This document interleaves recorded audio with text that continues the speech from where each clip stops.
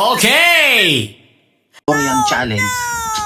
Talagang kakaiba yung amoy. Marami na akong nakain na mababaho. Pero napagtitisan ko kasi masarap naman. Tapos sabi nila, kahit itong mabaho din to, pero masarap din daw to. Pero kakaiba tong amoy niya, nanonood sa sikmura. Nakakasakit ang ulo. Okay, subukan natin ha. Kain ako maraming mababaw, gaya ng tuyo, di ba? Ang baho yun, pero masarap. Di ba? Ano pa ba, mga pusit. Di ba? Rito mo, mababaho din, masarap. Pero pa nga isang mabaho eh. Pero paborito ng bayan niya. Natitiis eh, di ba? Pero ito kakaiba, paano mo titiisin yung baho dito? Ito, paraan. Ginagawa natin itong paraan. Kaya, simulan natin kainin. Sarap na. Yes. Yes. Ah, sarap. Yes. Oh. The best. May hihipod mo yung matitira kasi masarap. Oh, wow. Oh, wow. Okay. Sarap ka. Oh! Please enter your PIN code. Oh, no!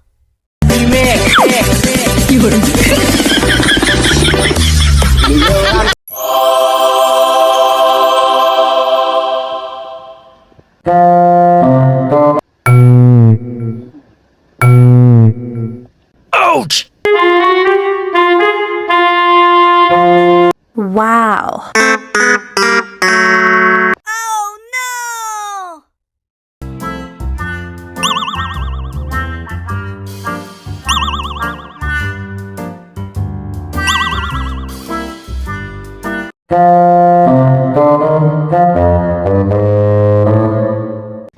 Nakabili ako ng monay.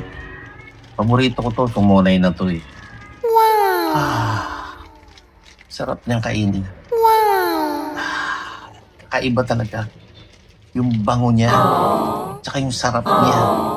Grabe.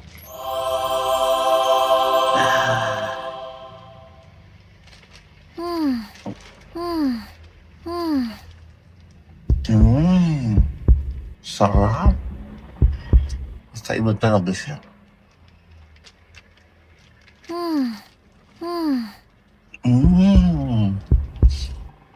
Talagang kakaibang sarap niya.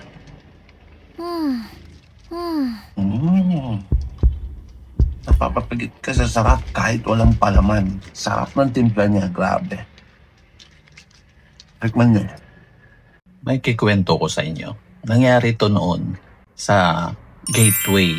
Meron akong pinuntahan na isang exhibit na mga ang product nung dati parang yari lahat sa sa lahar. Oh, wow. Oo, yung mga pinatubo items Oh, o wow. pinatubo product na galing sa lahar.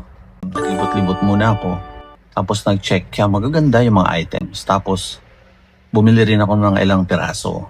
Then that time, lang ihing-ihin kasi sa tagal ko na naglilibot-libot dun sa exhibit na yon.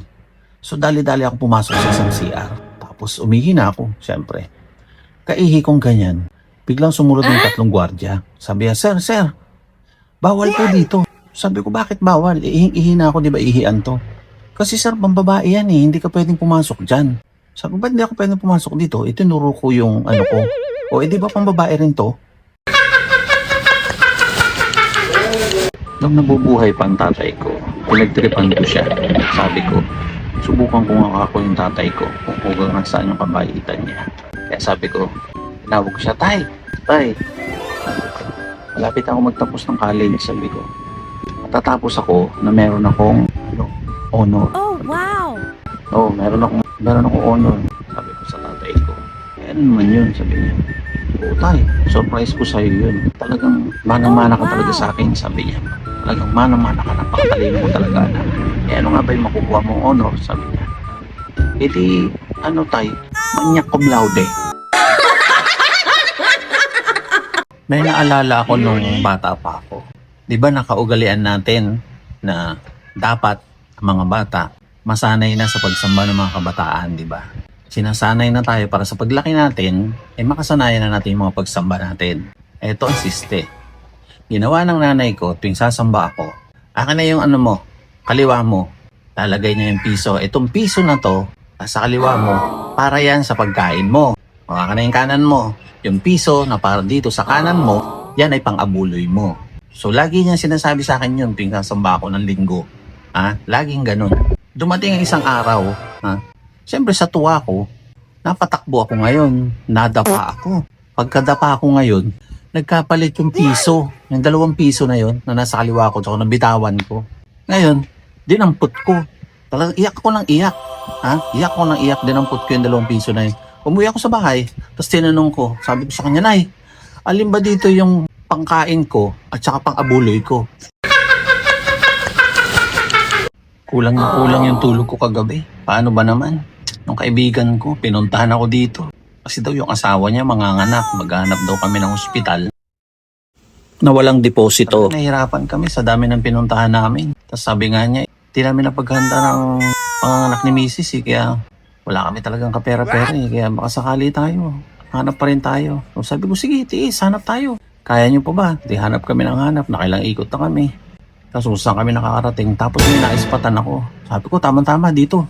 Walang deposito dito. Sabi ng kaibigan ko, sigurado ka? Tatanggapin yung misis ko dyan? Oo naman. Kasi yung misis mo mukha naman pitbull eh. Habang lumilipas ang panahon, talaga nagkakaroon ng maraming pagbabago. Halimbawa na lang, nung araw, di ba nung kabataan natin, laging sinasabi ng mga magulang natin, kumain kayo ng gulay. Nakakahaba yan ng buhay, kalabasa maganda yan sa mata, yung gulay na to maganda sa ganito. Yung bang lagi nilang ini-insist sa atin dahil ang gulay ay maganda sa katawan natin. Ako tsaba pa nga nila ng teacher, di ba? Sa school, tinuturo din yan ang kahalagahan ng gulay. Pero alam nyo ba ang totoo? Alam nyo ba ang totoo? Gusto lang talagang makatipid ng mga magulang natin nung araw kaya lagi tayo pinapakain ng gulay. Ayaw tayong bilhan ng karne.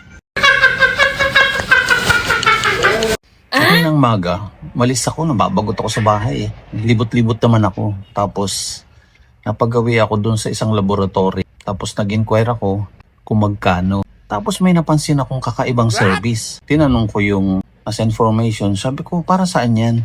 Sabi niya sa akin, para po sa tuli yan. Parang ang mahal naman. Opo, 6,500 po ang tuli. Set na ho yun, lahat ng gamot dun. Sobrang mahal naman. Ganun po talaga sabi niya. So napaisip ako, sabi ko na lang sa sarili ko. Di bali nang habang buhay akong supot, kaysa magbayad naman akong ganyan, kamahal. Minsan mahirap magkaroon ng pamilya na napakataas ng standard pagdating sa pag-aaral. Ganyan din ang magulang ko. Kaya hirap na hirap akong abutin sila. Solong anak ako Imagine nyo, solong anak ako. Pero hindi ko nasusunod ang gusto ko. Sila pa rin ang sinasusunod. Pag sinabing ganito, gawin mo ganito. Hindi yun nababalay, kailang sundin mo. Kaya nung nag-aaral ako nung college ako, hirap na hirap ako. Sabi ng tatay ko, dapat Arnel, maging suma ka. Tignan mo kami ng nanay mo kung anong na-achieve namin sa school. Mama, matapos ako ng college, sabi niya, suma ako. Ang nanay mo, suma din yan. Alam mo ba? Kaya gusto namin, ikaw din ganyan. Makatapos ka na, suma ka rin. Pagkalipas ng ilang panahon sa aking pag-aaral, sabi ko, magalit na kayo magalit, hindi ko kayo susundin. Alam mo kung bakit? Paano ko ba naman sila susundin? Ang nanay ko, suma nga. Sumakabilang buhay. Ang tatay ko naman, suma rin siya. Totoo yun. Sumakabilang bahay. Tarantadong yun. Nakakapagod din sa sukmed, kaya kailangan ko rin namang magpahinga. Kaya sa susunod na araw, kapag-set up na ako ng aking mga lakad. Plano kong mag-road trip. Papuntang Batangas. Tapos, sa Batangas, papuntang Baguio. Dan pagtapos ng Baguio, papunta naman ng Nueva Ecija. Pagtapos ng Nueva Ecija, dadaan ako doon sa Cagayan kasi may kaibigan ako doon. Then, diretso ako ng Paris. Para naman mahaba-habang road trip yan. Siguro buti hindi niya ng mga isang linggo yung trip na yan. Kailangan ko rin magpahinga Masyado na ako exhausted sa kaka-reels. Kaya lahat na iplano, mga dapat kong baunin, mga dapat kong bilhin, na-set up ko na. Gusto nyo sumama? Message nyo lang ako pag gusto nyo sumama. Tapos lahat, na-plancha ko na. Maliban sa isang bagay, kulang na pera.